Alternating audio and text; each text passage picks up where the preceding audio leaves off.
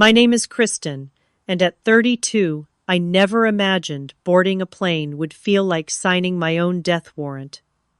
After 10 years of building a new life, Grandpa Harold's funeral forced me back to the home I fled.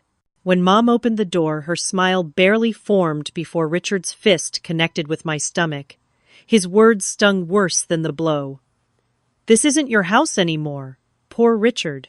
He never knew Grandpa slipped me the deed papers years ago. Let me know where you're watching from, and hit that like button, and subscribe if you've ever stood up to a bully. Trust me, what happens next is something you won't want to miss. The farmhouse where I grew up wasn't just a building, it was the heart of our family. Grandpa Harold built it with his own hands back in the 60s, crafting each room with care and consideration. The wraparound porch facing east caught the morning sun perfectly, and the kitchen windows offered a view of his prized vegetable garden that fed us through every season. My childhood was filled with the smell of fresh earth and Grandma Rose's cinnamon rolls on Sunday mornings. When Grandma passed when I was 8, Grandpa stayed strong, helping Mom raise me while she worked 2 jobs. Amanda Sullivan, my mother, was beautiful but fragile, always searching for something she couldn't quite name. We were a small but mighty family unit, the 3 of us against the world. Grandpa taught me how to fix a leaky faucet change, a flat tire, and appreciate the value of what was ours. "This land is your birthright, Kristen," he would say, his weathered hands gesturing to the rolling 20 acres that had been in our family for generations. "Never let anyone take it from you." Life wasn't perfect, but it was ours, at least until Mom met Richard Blackwell when I was 18. She brought him home after meeting him at the bank where she worked as a teller. He was charming at first, bringing flowers and complimenting Grandpa on his woodworking. I was preparing for college, excited about studying architecture inspired by Grandpa's craftsmanship. The change in Richard happened so gradually, none of us saw it coming. His suggestions turned into criticisms. His helpful ideas became demands. Within 6 months of dating my mother, he had opinions about everything from what she wore to how Grandpa should manage the property. "This place could be worth a fortune if you'd sell to developers," I overheard him telling Grandpa one evening. I stood frozen in the hallway, my heart pounding, as Grandpa firmly responded, "This land isn't for sale. Not now, not ever." The tension grew thicker after that. Richard moved in despite Grandpa's reservations. Mom seemed caught between her father and her new boyfriend. Her eyes increasingly shadowed her laughter rarer. When she announced their engagement, Grandpa took me aside. "Your college acceptance is your ticket, little one," he whispered, his eyes sad but determined. "Get your education. Build your life. Some battles can't be won head-on." The summer before I left for college was unbearable. Richard had taken over the east wing of the house, rearranging furniture and removing family photos that cluttered the aesthetic. When I found him tossing Grandma's handmade quilts into a donation box, something snapped inside me. "Those aren't yours to give away," I shouted, grabbing the box. Richard's face hardened into a mask I would come to know too well. "Your mother agrees this place needs updating," he said coldly. "Either get with the program or get out of the way." The final explosion came 3 days before I was scheduled to leave. Richard had thrown out Grandpa's collection of hand-carved birds, claiming they were gathering dust. Grandpa, normally so composed, went pale with anger. The shouting match that followed ended with Richard threatening to have the old man placed in a home. "This is still my house," Grandpa thundered, standing taller than his 70 years would suggest, "and it will never belong to someone who doesn't understand what it means to create something with your own hands." I left for Chicago with tears streaming down my face, Grandpa's tight hug still warm on my skin. As we said goodbye, he pressed a small metal box into my hand. "Don't open this yet," he whispered. "Keep it safe until you need it." The next 10 years passed in a blur of determination. I graduated with honors, secured a position at a prestigious architectural firm, and built a reputation for myself. My contact with home dwindled to birthday cards and occasional phone calls with Grandpa, who never complained but whose voice grew wearier over time. Mom called less and less always when Richard was out, always ending the call abruptly if he returned. Grandpa's letters were my lifeline, filled with village gossip and updates on his garden. Between the lines I read the truth. Richard's control had expanded, Mom had withdrawn further into herself, and the home I loved was changing beyond recognition. The call about Grandpa's heart attack came on a Tuesday morning. By Wednesday, he was gone. Mom sounded hollow when she called her words carefully chosen. "The funeral is Saturday," she said. "Richard thinks it's best if you just send flowers. Less disruption that way." Something in her voice, a thread of the mother I remembered, made the decision for me. "I'll be on the first flight," I said, already booking the ticket. The small metal box Grandpa had given me had remained locked in my desk drawer all these years.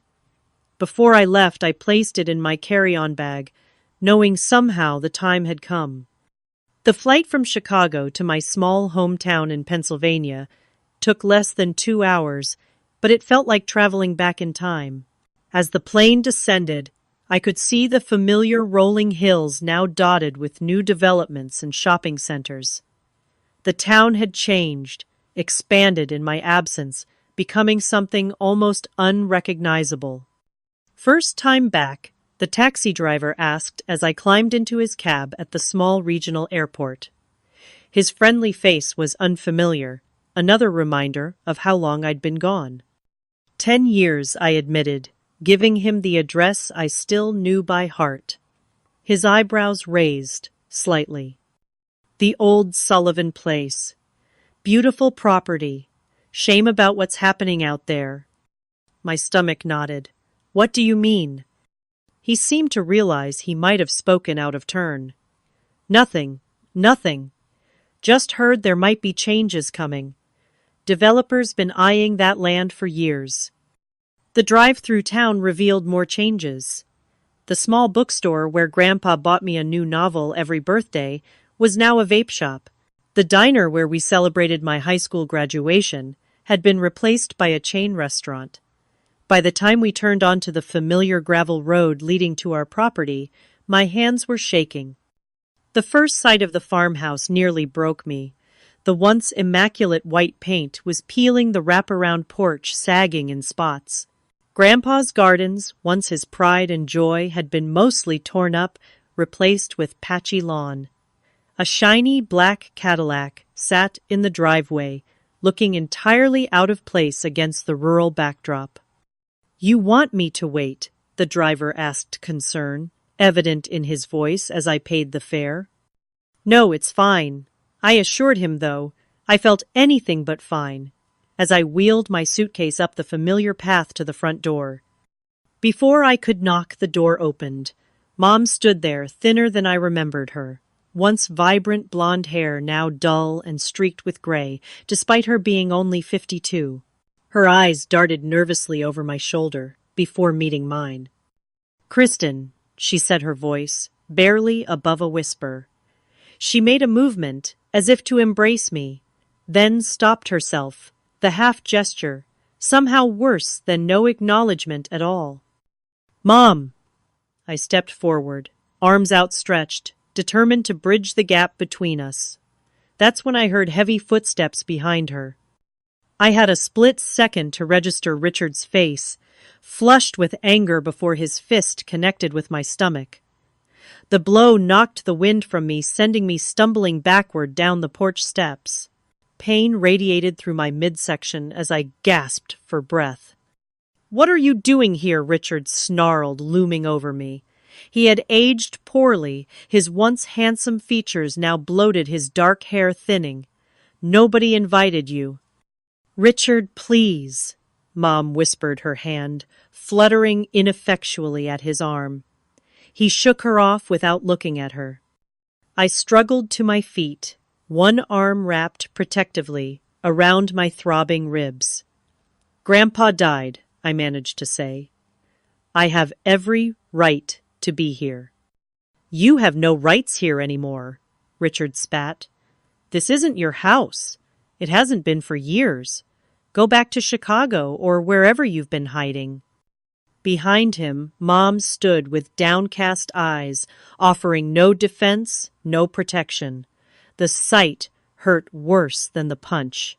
This hollow shell wasn't the mother who had once defied neighborhood gossip as a proud single parent, who had worked double shifts to give me dance lessons, who had taught me to hold my head high no matter what. "Mom," I pleaded, searching for some sign of the woman I remembered. "You should go, Kristen," she said softly, not meeting my eyes. "It's better this way." A honk from behind me made us all turn. The taxi driver had circled back, stopping at our driveway. He waved at me through the windshield, a clear offer of escape.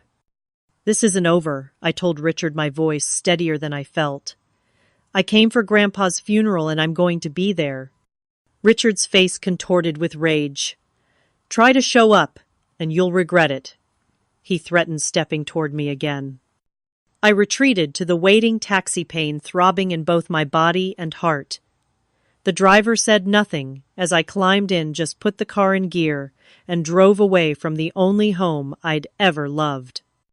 "The Pinewood Motel's still around?" I asked, fighting back tears. "Yes, ma'am," he replied, glancing at me with concern in the rearview mirror. "You okay? Need a hospital?" I shook my head, though my ribs screamed in protest.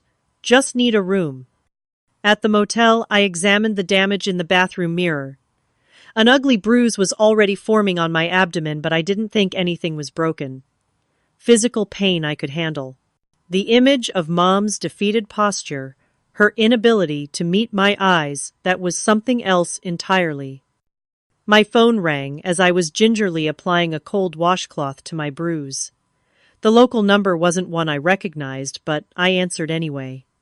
"Kristen, it's Sophia Hamilton." The voice from my past brought a fresh wave of emotion. Sophia had been my best friend throughout school, the maid of honor at my prom, my confidant, until distance had gradually silenced our communication. "Sophia," I said, my voice cracking, "how did you know I was back?" "Small town," she replied, with the warmth I remembered. "Melvin, the taxi driver, called his cousin, who's married to my sister. Word travels fast. He said you might need a friend." The tears I'd been holding back finally broke free. Between sobs, I told her about my reception at my childhood home. "That bastard," Sophia hissed when I described Richard's punch. "You should press charges." "Not yet," I said, an idea forming, as I remembered the weight of Grandpa's metal box in my luggage. "I need to understand what's been happening here first." After promising to meet Sophia for coffee the next morning, I finally opened the box Grandpa had given me years ago. Inside, wrapped in tissue paper, was a set of legal documents with a handwritten note on top. "My dearest Kristen," it read, in Grandpa's familiar scrawl. "If you're reading this, I'm probably gone, and things have gotten worse with Richard. What he doesn't know is that this house and land legally belong to you now. I transferred the deed to your name on your 18th birthday. The property can never be sold without your signature. Stay strong, little one. Love, Grandpa." Under the note lay the deed to the property legal transfer documents, and a key I recognized as belonging to Grandpa's safe deposit box at the local bank. As I stared at the papers, the magnitude of what Grandpa had done to protect our family legacy washed over me. That night, my dreams mixed memories of childhood happiness with the nightmare of Richard's fist and Mom's empty eyes. Saturday morning dawned gray and drizzling, fitting weather for laying Grandpa to rest. I dressed carefully in a black dress I'd packed, applying extra concealer to the dark circles under my eyes. The bruise on my abdomen had deepened to a painful purple, but I stood straight as I entered the small community church where the service would be held. Heads turned as I walked in. Most faces I recognized, though aged by the decades since I'd seen them last. Mrs. Patterson, my old English teacher. The Jensen family who owned the farm adjacent to ours. Uncle James' mom's brother, who lived 2 states away and visited rarely. Richard and Mom sat in the front pew. He had his arm around her shoulders in what might look like comfort to the uninformed observer, but struck me as pure possession. He stiffened when he spotted me whispering something in Mom's ear that made her shoulders hunch further. I chose a seat several rows back, not wanting to create a scene. Uncle James immediately moved to sit beside me, his face a mixture of sadness and concern. "Kristen," he murmured, enveloping me in a brief hug, "you look like you haven't slept." "Long trip," I said, not ready to share the full truth. "How are you holding up? You and Grandpa were close." A shadow crossed his face. "Not as close these past few years. Richard made sure of that." The service began before I could ask what he meant. Pastor Wilson, who had baptized me as an infant, spoke warmly of Grandpa's contributions to the community, his generosity during hard times, his skill as a craftsman whose furniture still graced many homes in the county. I bit my lip hard, fighting back tears as memories flooded back of Grandpa, teaching me to sand wood with the grain, never against it, Kristen. That's the secret to a smooth finish. After the service, the community gathered in the church hall for a reception. I found myself surrounded by neighbors, sharing condolences and memories. "Your grandfather was so proud of you, Mrs. Jensen," said, patting my arm, "always showing us pictures of the buildings you designed in Chicago." "He kept that garden going as long as he could," Mr. Thompson from the hardware store added. "Shame what happened to it this past spring when Richard brought in those landscapers." Throughout these conversations, I noticed a pattern. People lowered their voices when mentioning Richard. Their eyes darted around as if making sure he wasn't in earshot. The picture forming was disturbing. Richard had systematically isolated Grandpa and Mom from the community that had always supported them. Uncle James cornered me by the coffee urn, his expression grim. "Richard's been pressuring Dad to sell pieces of the property for years," he said quietly. "Dad always refused, but the pressure got worse after his first heart attack last year. I tried to intervene, but Richard threatened to get a restraining order against me for causing trouble." My hand tightened around my coffee cup. "Why didn't you call me?" "I tried. Your number kept changing. The emails bounced back." He looked genuinely distressed. "Richard told everyone you wanted nothing to do with the family anymore, that you'd made that very clear." Cold anger settled in my stomach. That's a lie. I wrote to Grandpa regularly. I called whenever I could get through. "I figured as much," Uncle James sighed. "Listen, you should talk to Thomas Wright, Dad's best friend since forever. They had lunch every Wednesday until Richard put a stop to it. Thomas might know more." I spotted Thomas across the room, a tall man with a shock of white hair who had taught me to fish in the creek that ran through our property. As I made my way toward him, I overheard Richard speaking to 2 men in business suits. The old man's stubbornness was the only holdup, Richard was saying. "We can move forward with the development plans as early as next month. 30 luxury homes, a clubhouse. The works." Fury rose in my throat. I changed course, heading straight for the small group. "Excuse me," I said, my voice carrying enough to make nearby conversations pause. "I believe there's been a misunderstanding about the future of the Sullivan property." Richard's face darkened as he turned to face me. "This is a private business discussion," he hissed, "and none of your concern." "Actually, it's entirely my concern," I countered, feeling a strange calm, despite the tension crackling between us. "No development decisions can be made without my approval." Kristen Mom appeared at Richard's side, her voice pleading. "Don't make a scene!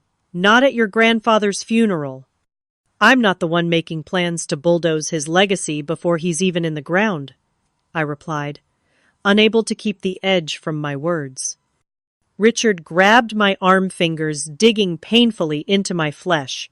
You need to leave. Now. Several people were watching now. I saw Uncle James moving toward us, concern on his face. The businessman looked uncomfortable, clearly not expecting family drama. Take your hand off me, I said clearly, or I'll add assault to the list of things we'll be discussing with the authorities.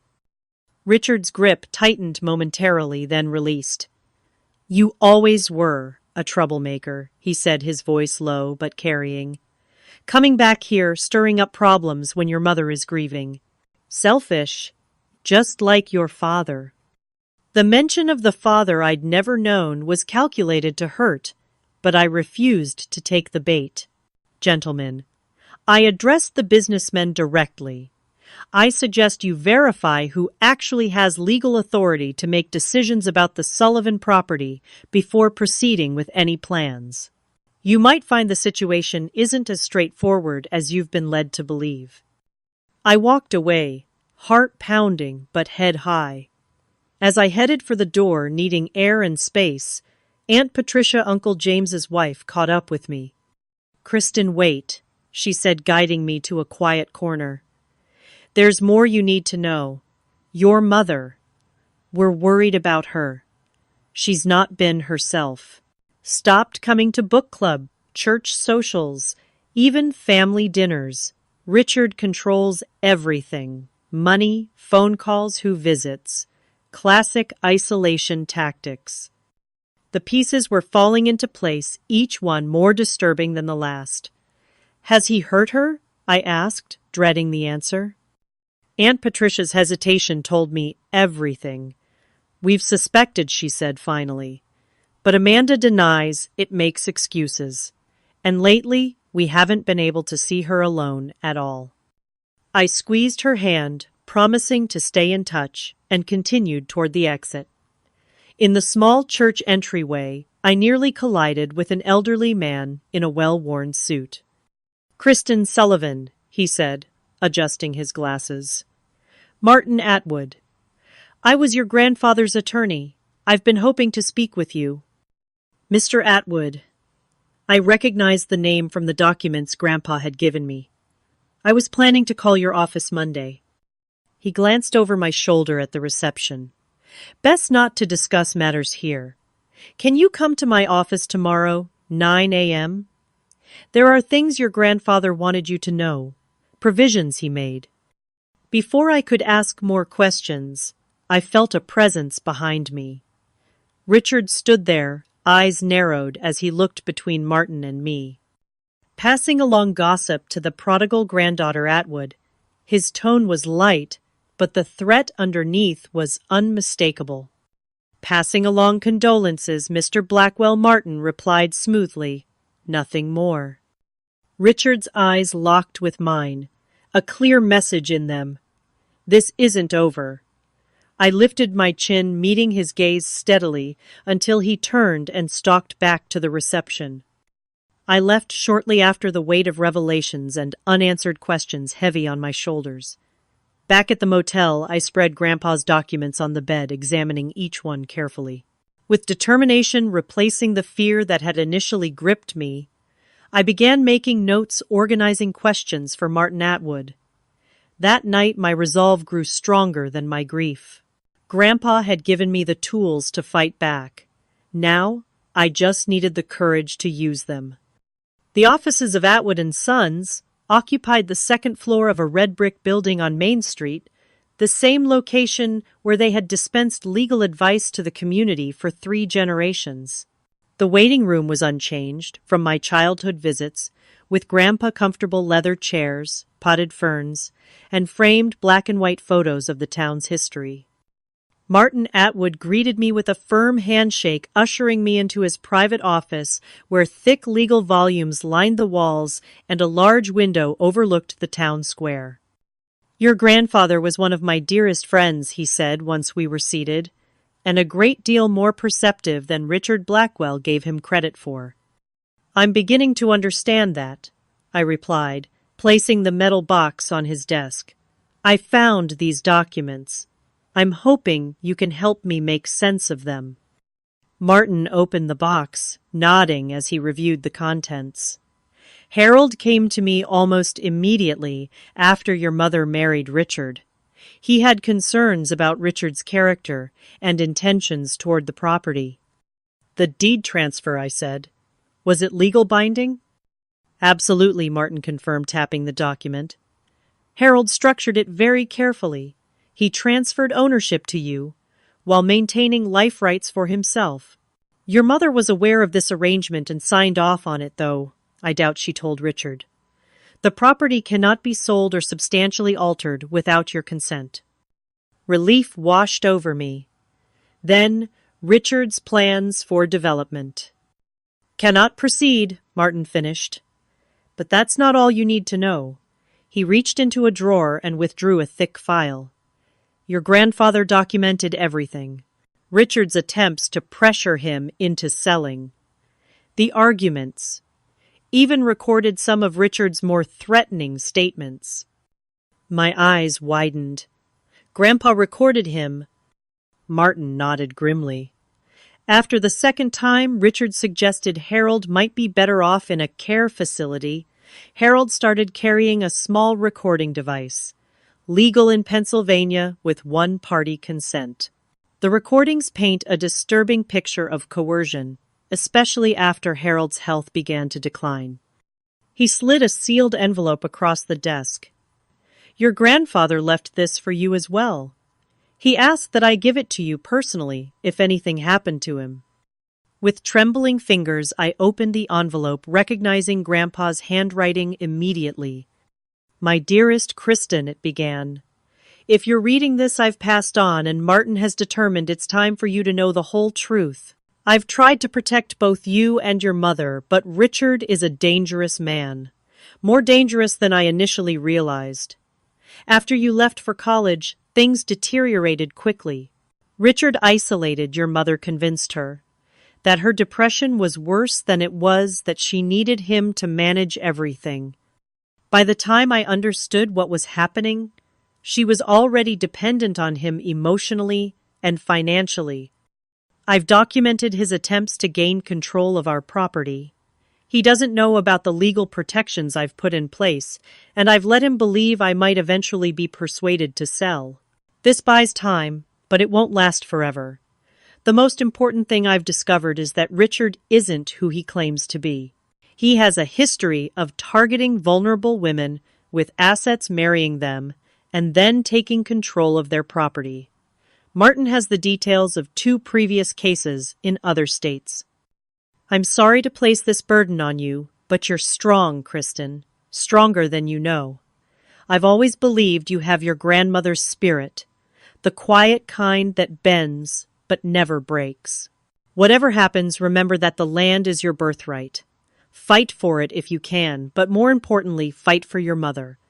She needs you, even if she can't say it. All my love always, Grandpa. Tears blurred my vision as I finished reading. I wiped them away, looking up at Martin. What are the next steps, legally, I mean? First, we should run a complete background check on Richard Martin, suggested. I have some preliminary information, but a more thorough investigation might reveal additional leverage. Second, we need to document any damage or unauthorized changes to the property. And third, I would recommend consulting with Jennifer Blake. She's a specialist in family property disputes, particularly those involving potential financial abuse. How quickly can we move on this? I asked, remembering Richard's conversation with the developers at the funeral. I think he's planning to move forward with development plans very soon. I can have Jennifer here tomorrow, Martin assured me. In the meantime, I'll file a temporary injunction preventing any changes to the property pending legal review. That should buy us some time. The rest of the day passed in a blur of legal consultations and research. By evening, I had a much clearer picture of what we were dealing with. Richard Blackwell had been born Richard Peterson in Ohio. He had 2 previous marriages, both to women, with significant assets, both ending when the women's resources were depleted. He had a record of fraud charges that had been settled out of court.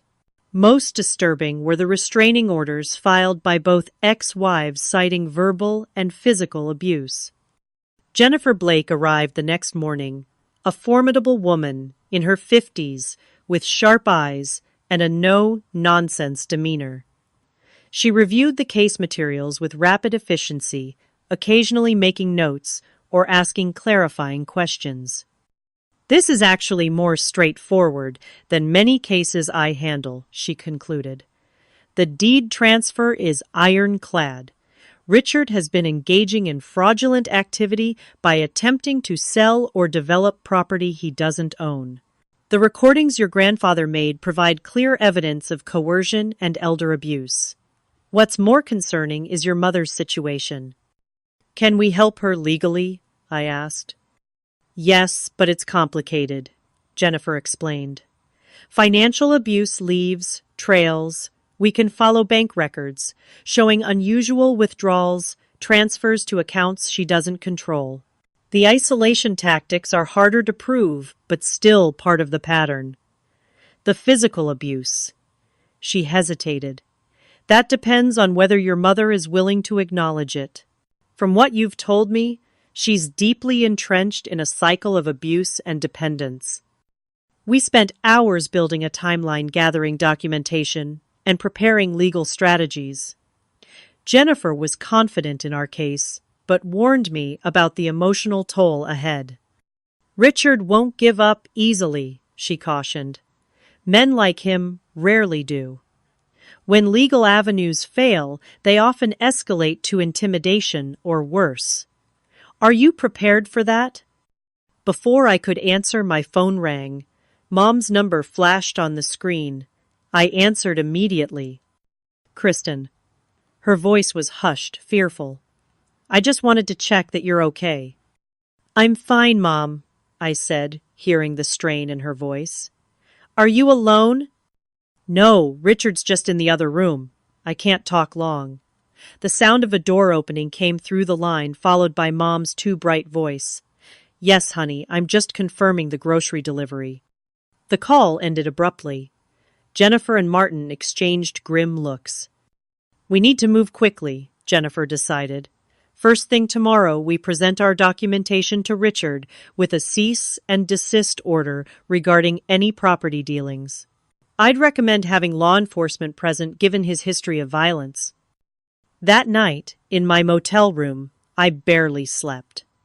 I pored over property records Martin had provided, discovering that Richard had taken out multiple mortgages against the farm using fraudulent documents.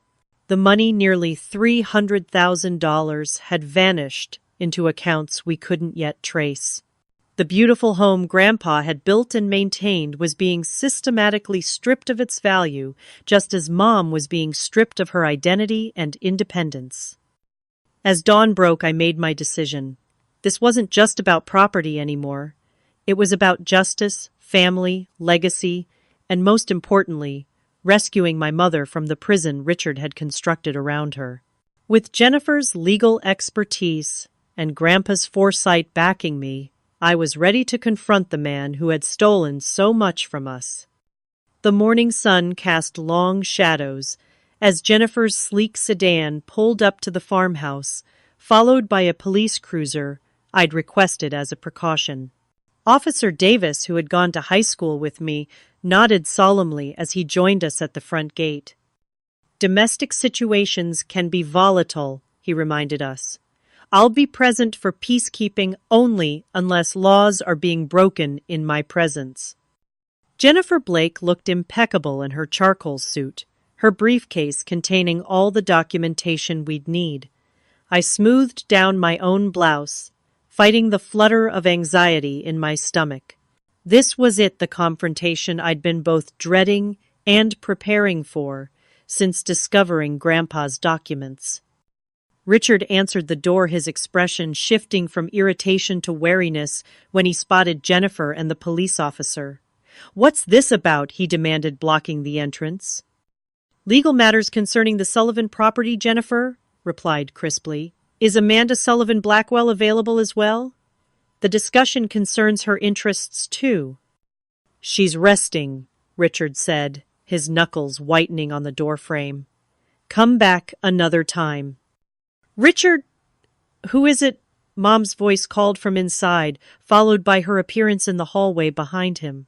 She looked even more tired than at the funeral, her hair hastily pulled back, wearing a faded housecoat despite it being nearly 10 in the morning. "Mom," I called. "We need to talk to you both. It's important." Richard's jaw tightened, but with the police officer present, he grudgingly stepped aside. 20 minutes. That's all. The interior of the house struck another blow to my heart. The warm, welcoming space I remembered had been transformed. Grandpa's handcrafted furniture was gone, replaced by gaudy, mass-produced pieces. Family photos had disappeared from walls, now painted a sterile white. Even the worn but beautiful Persian rug Grandma had cherished had been replaced by beige wall-to-wall carpeting. We gathered in the living room, Mom perching nervously on the edge of the sofa, while Richard remained standing, arms crossed defensively. "Mrs. Blackwell." "Mr. Blackwell," Jennifer began, her tone professionally detached. "I'm Jennifer Blake, representing Kristen Sullivan in matters relating to the ownership and disposition of this property. I have documentation confirming that legal ownership of this property was transferred to Kristen Sullivan 10 years ago, with life rights reserved for Harold Sullivan until his passing." Richard's face flushed dark red. "That's absurd. The old man had no right—" "He had every right," Jennifer interrupted, sliding the deed transfer papers across the coffee table. "As the legal owner, he was entitled to transfer the property as he saw fit. Mrs. Blackwell was aware of and consented to this arrangement at the time." Mom's eyes widened as she looked at the paperwork. "Dad did this." "Furthermore," Jennifer continued, "we have evidence that Mr. Blackwell has attempted to sell portions of this property and has taken out fraudulent mortgages using forged signatures." She produced copies of the mortgage documents, pointing to the signature lines. "These are not Kristen's signatures, nor Harold's, yet they purport to be." Richard's composure cracked. "This is a setup. Harold was senile. These documents won't hold up in court."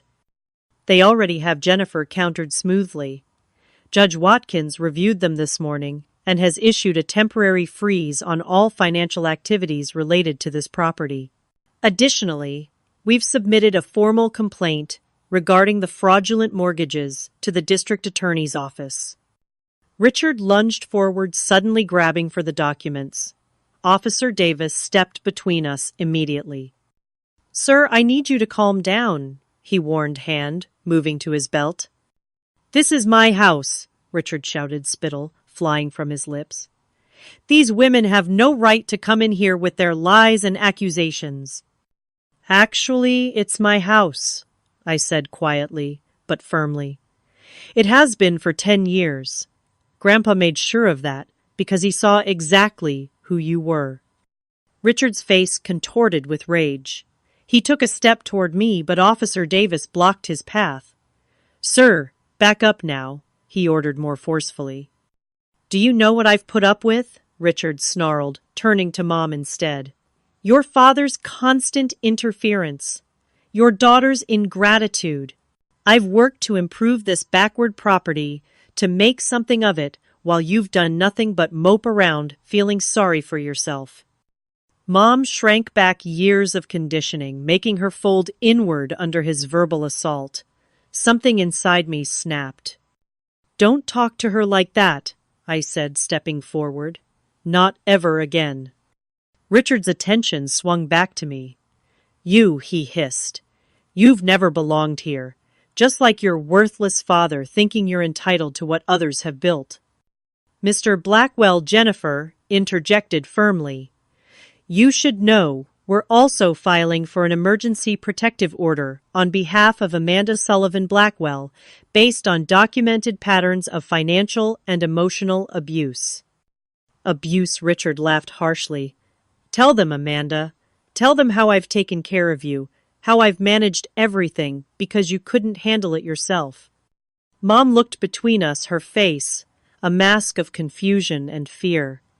Richard has helped me, she said faintly. With my depression? Mom, I said gently, kneeling beside her.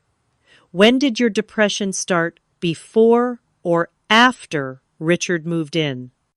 A flicker of realization crossed her face. Richard saw it too, and made a sudden move toward his office at the back of the house. Officer Davis followed quickly. He's destroying evidence, I exclaimed, hurrying after them with Jennifer close behind. We found Richard frantically feeding documents into a shredder. Officer Davis unplugged the machine while Richard tried to block access to his desk. This is private property, he shouted. You have no right. Actually, I have every right, I countered. And based on Grandpa's recordings and these half-shredded documents, I'm guessing you're destroying evidence of financial fraud. Richard made one desperate lunge, not at the papers, but at me. His fist grazed my cheek as Officer Davis tackled him to the ground. Richard Blackwell, you're under arrest for assault, Davis announced, securing handcuffs around Richard's wrists despite his struggles. You have the right to remain silent. As Richard was being restrained, I noticed Mom standing in the doorway, her face ashen. He hit you, she whispered. Again. Yes, I confirmed, touching my stinging cheek. Just like he hit you, didn't he? The dam broke. Mom crumpled against the doorframe, sobs racking her thin frame. I'm sorry, she repeated between gasps. I'm so sorry.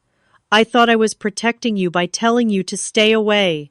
He said he'd find you in Chicago if you ever came back here. Said he'd make sure you lost your job, your apartment, everything. While Officer Davis escorted a still struggling Richard outside and called for backup, Jennifer and I comforted Mom. Gradually, the story emerged. Richard's control had escalated after I left for college. He'd convinced Mom her depression was worsening, that she couldn't trust her own judgment.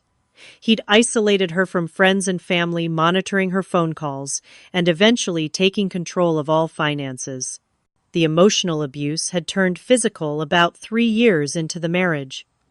Dad knew, didn't he? Mom asked, as we sat at the kitchen table, the space so changed from the warm heart of the home it had once been. He suspected, I confirmed. That's why he legally protected the property. He was trying to protect both of us. A second police car arrived, and the officers discovered more than just fraudulent financial documents in Richard's office. There was an unregistered handgun, forged identification papers and documents, suggesting Richard had victimized other women before Mom. By evening, the immediate crisis had passed. Richard remained in custody, charged with assault fraud and several other offenses. Additional charges were pending as the investigation expanded. Mom, exhausted, but finally free of Richard's oppressive presence, fell asleep in her old bedroom upstairs. I wandered the altered house, grief and determination mingling as I catalogued the changes. The beautiful oak sideboard Grandpa had built for Grandma's 40th birthday gone. The handmade quilts, the family photos, the small treasures that had made this house a home, all vanished. In Grandpa's former workshop, converted to a storage room, cluttered with expensive golf clubs and boxes of Richard's possessions, I found a single remaining piece of Grandpa's craftsmanship. Pushed into a corner was the small cedar hope chest he'd made for my 16th birthday. Inside, miraculously preserved, were photo albums and family mementos. Mom had managed to hide from Richard's purges. As I sat on the workshop floor, turning pages filled with images of happier times, I made a silent promise to Grandpa. I would restore what Richard had tried to destroy, not just the physical house, but the sense of safety, love, and belonging that had once filled it. For Mom, for myself, and for the legacy Grandpa had fought so hard to preserve. The weeks following Richard's arrest unfolded in a whirlwind of legal proceedings, emotional revelations, and cautious steps toward healing. Jennifer Blake proved invaluable, deftly navigating the complex intersection of criminal charges against Richard and the civil actions needed to reclaim what he had stolen. The preliminary hearing was scheduled quickly due to the nature of the charges. Richard denied bail as a flight risk after investigators discovered a hidden bank account and passport under an alias appeared in court in an orange jumpsuit, a stark contrast to his usual polished appearance. Mom, despite her initial reluctance, agreed to testify. I sat beside her in the courtroom, watching her hands tremble as she detailed years of isolation and abuse. "He told me no one else would want me," she said, her voice growing steadier as she continued. "That I was lucky he was willing to take care of someone so broken. When I questioned anything, he would remind me of my depression, say I wasn't thinking clearly." As her testimony progressed, the prosecutor established a clear pattern. Richard had methodically separated Mom from her support network, controlled her medication, managed all finances, and created an environment where she doubted her own perceptions and capabilities. "Did he ever threaten your daughter?" the prosecutor asked. Mom nodded, tears welling. "He said he had connections in Chicago, that if Kristen interfered, he could make sure she lost her job, her apartment. That accidents happen all the time in big cities." Richard's face remained impassive throughout, but I caught the momentary tightening of his jaw, the flash of cold rage in his eyes when Mom revealed his threats. Outside the courthouse, we found unexpected support. Neighbors I hadn't seen in years approached with casseroles, offers of help with repairs to the farm, and sincere apologies for not recognizing what was happening sooner. "We should have checked on Amanda more," Mrs. Jensen said, embracing Mom gently. "Should have pushed harder when Richard started turning us away at the door." "He was very convincing," Mom replied, the ghost of a genuine smile crossing her face. "But I'm done being convinced." Back at the farm, we faced the daunting task of recovery on multiple fronts. The house itself needed considerable work after years of Richard's neglect of anything that wasn't immediately visible to visitors. More challenging was helping Mom reclaim her sense of self after a decade of systematic erosion. I hired Sarah Patel, a therapist specializing in domestic abuse recovery, who began meeting with Mom 3 times a week. Initially, Mom resisted, insisting she was fine now that Richard is gone. But Sarah's gentle persistence slowly broke through those defenses. "Recovery isn't linear," Sarah explained to me after one particularly difficult session, where Mom had suffered a panic attack while simply trying to choose what to make for dinner, a decision Richard had never allowed her to make. "There will be setbacks, moments, where the old patterns reassert themselves. The key is consistency and patience." I extended my leave of absence from the architectural firm in Chicago, grateful for a boss who understood the gravity of the situation. Working remotely on smaller projects kept me connected to my career while allowing me to remain at the farm. 4 weeks after Richard's arrest, Martin Atwood called with surprising news. "Harold had a safety deposit box we've just gained access to," he explained. "It contains savings, bonds, and certificates of deposit in Kristen's name, earmarked specifically for farm preservation. The total value is just over $180,000. This unexpected windfall meant we could begin restoring the property without waiting for the court to untangle Richard's financial fraud. I hired local contractors to repair the sagging porch, replace the leaking roof, and restore the gardens that had been Grandpa's pride and joy. As physical renovations progressed, family relationships slowly mended as well. Uncle James and Aunt Patricia visited regularly, bringing cousins I'd barely seen since childhood. Mom initially withdrew during these visits, shame over what she saw as her failure making social interactions painful. But with each gathering, her confidence grew incrementally. Not all progress was smooth. 6 weeks into the legal proceedings, Richard's court-appointed attorney approached Jennifer with a proposal. Richard would relinquish all claims to the property and agree to a quick divorce if Mom would decline to testify about the physical abuse in his criminal trial. "He's desperate," Jennifer explained as we discussed the offer. "The fraud charges alone could put him away for years, but the domestic violence charges, in addition, would essentially guarantee maximum sentencing." To my shock, Mom initially considered the offer. "Maybe it would be easier," she suggested timidly, "to just move forward without dragging everything into public view." This triggered our first real argument since my return. "He doesn't deserve an easier sentence," I insisted. "Not after what he did to you, to us, to Grandpa." Mom's eyes flashed with a spark of the woman she'd once been. "Don't you think I know that? But testifying means reliving every moment, Kristen. Every slap, every push, every time I was too afraid to stand up for myself or for Dad." We reached an impasse that evening, retreating to separate rooms with the question unresolved. The next morning, I found Mom sitting on the newly repaired porch, watching the sunrise, a habit of hers from before Richard. "I'm going to testify," she said, simply as I joined her. "Not just for us, but for whoever might come after me if Richard gets out sooner rather than later." The decision cost her. Each pretrial hearing left her exhausted. Each deposition drained her newfound strength.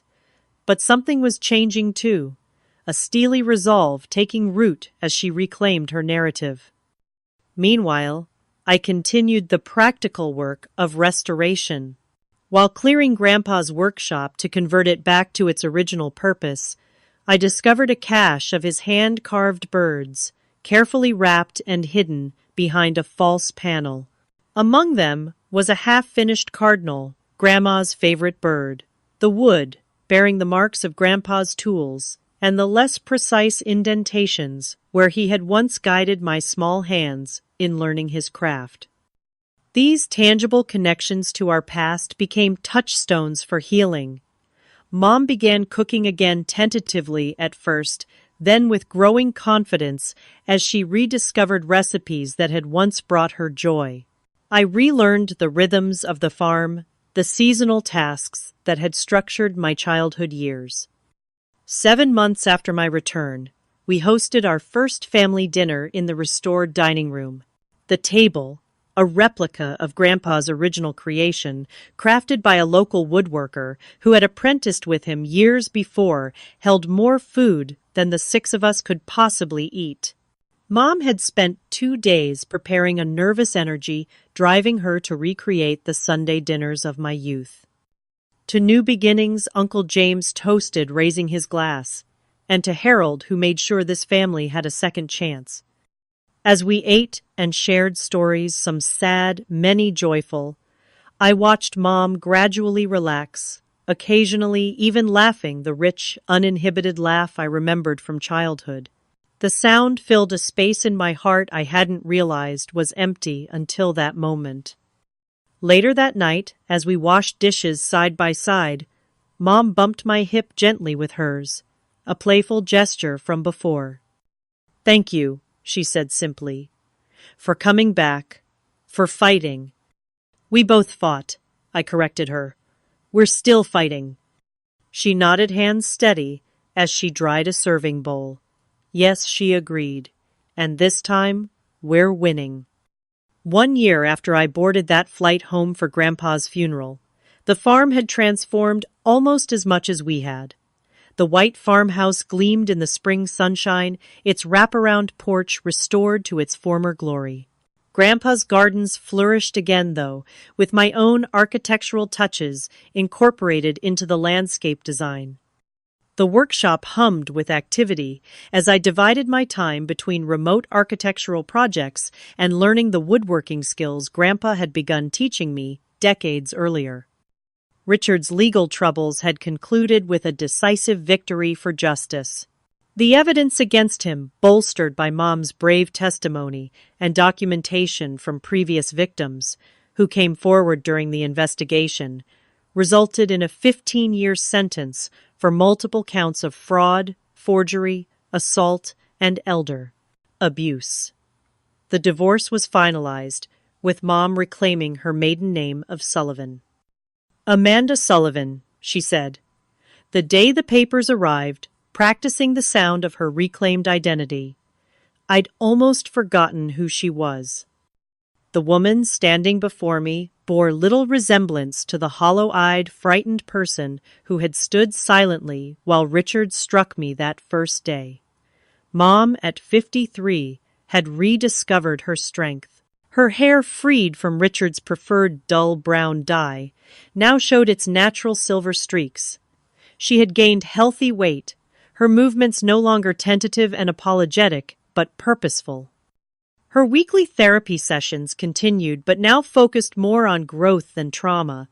Sarah, her therapist, often remarked on the remarkable resilience Mom had demonstrated once freed from Richard's influence. "Some people rebuild their lives," Sarah told me during a joint session. "Your mother is reinventing hers. There's a difference." That reinvention included dividing her time between volunteer work at the local women's shelter and part-time employment at Riverdale Books, the new independent bookstore that had opened downtown. The owner, Daniel Matthews, a kind widower in his late 50s, had become a regular visitor to our Sunday dinners, a development I watched with quiet satisfaction. My own decision to split my time between Chicago and the farm had evolved naturally. The prestigious architectural firm I'd worked for initially balked at a permanent remote arrangement, but my portfolio and reputation gave me leverage to negotiate. 3 weeks in Chicago, 3 weeks at the farm, created a rhythm that honored both parts of my identity, the urban professional and the country girl with soil under her fingernails. The most significant transformation of the property came from a decision that would have made Grandpa proud. We converted 5 acres of the farm into a community garden project, creating individual plots local families could use to grow their own produce. The waiting list grew quickly, and the formerly neglected land now buzzed with activity from spring planting through fall harvest. "Your grandfather always believed land should be productive," Martin Atwood remarked during one of his regular visits. "He'd approve of how you've honored his legacy while making it your own." Martin's observation captured what I'd come to understand about Grandpa's wisdom. He hadn't preserved the property simply out of sentimentality or stubbornness. He'd recognized that the land represented something more valuable than its market price roots history and the foundation for future growth. His foresight in legally protecting it wasn't just about thwarting Richard. It was about ensuring I would have the time and space to recognize its true value. Mom found her own path to healing by reconnecting with the community Richard had systematically isolated her from. She rejoined her church choir, resumed friendships with women who welcomed her back without judgment, and slowly reclaimed her place in the social fabric of our small town. Her tentative friendship with Daniel from the bookstore blossomed gradually. Their first official date to the county fair sent her into a flutter of anxiety that reminded me she was still recovering. "What if I don't remember how to just be with someone?" she fretted. "Changing outfits for the 3rd time. What if I say the wrong thing?" "There is no wrong thing," I assured her. "Daniel likes you for who you are, not who you think you should be." This simple truth, the permission to be authentically herself, had been denied to her for so long that reclaiming it was perhaps her greatest act of courage. My own unexpected romance developed with James Mercer, the local veterinarian who had treated the elderly farm cat we discovered, living in one of the outbuildings shortly after Richard's departure. James, with his quiet competence and respect for boundaries, couldn't have been more different from Richard. Our relationship progressed at a careful pace built on friendship first and a shared love for the land. The most profound healing, however, came through our work with the Reclaim Foundation, a small nonprofit we established to help domestic abuse survivors navigate the legal and financial challenges of rebuilding their lives. Using our experience and a portion of the proceeds from selling a small, undeveloped section of the property, we created resources specifically addressing property rights and financial recovery. When you're trapped in abuse, the practical barriers to leaving can seem insurmountable, Mom explained during an interview with the local paper about the foundation. Where will you live? How will you support yourself? What legal rights do you have? We're trying to answer those questions before they become roadblocks. On Grandpa's birthday in late April, we held a planting ceremony in his honor. The entire extended family gathered to plant a young oak at the edge of the community garden, its roots destined to grow deep into the soil he had tended so faithfully. As we patted the earth around the slender trunk, Uncle James cleared his throat. Harold once told me that good land will outlive us all if we treat it right, he said. But what matters most is what we build on it, not structures, but connections. Look around today. He built this family, this community, this legacy of caring for each other and the earth we share. Later that evening, as twilight settled over the farm, Mom and I sat on the porch swing just as Grandpa and I had done countless times in my childhood. The familiar creak of the chains, the scent of fresh earth, and growing things, the gentle chorus of spring peepers from the creek, all combined in a moment of perfect peace. "Do you think we've done right by him?" Mom asked softly. "By his memory." I considered the question seriously, looking out over the land that had nearly been lost, but was now flourishing in new ways. "I think we've honored what mattered most to him," I answered finally.